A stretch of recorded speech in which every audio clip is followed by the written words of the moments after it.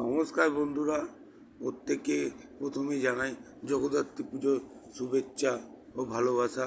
আজকে অষ্টমীর দিন আমরাও বেরিয়ে পড়লাম ঠাকুর দেখার উদ্দেশ্যে। বেলুড় স্টেশনে চলে এলাম, তারপরেই ট্রেনে উঠে পড়লাম। ট্রেন ছেড়ে দিয়েছে, আমরাও যাচ্ছি এখন চন্দননগর জগদ্ধাত্রী ঠাকুর দেখতে। এইরকম প্রাকৃতিক পরিবেশে সম্মুখীন হতে হতে খুব সুন্দর লাগছে। আমরা যারা ইট কাঠ পাথরে শহরে থাকি তাদের কাছে এটা সত্যিই খুব সুন্দর।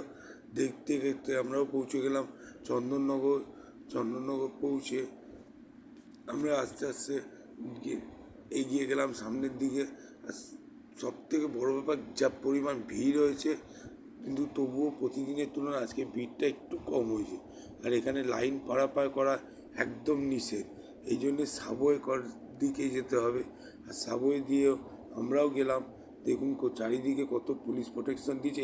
একদিকে ভালো, কারণ প্রতি বছর যা অ্যাক্সিডেন্ট বা দুর্ঘটনা যা এখানে হয় না, তা কথা বলতে হলে আমরা সাবওয়ে দিয়ে নেমে গেলাম।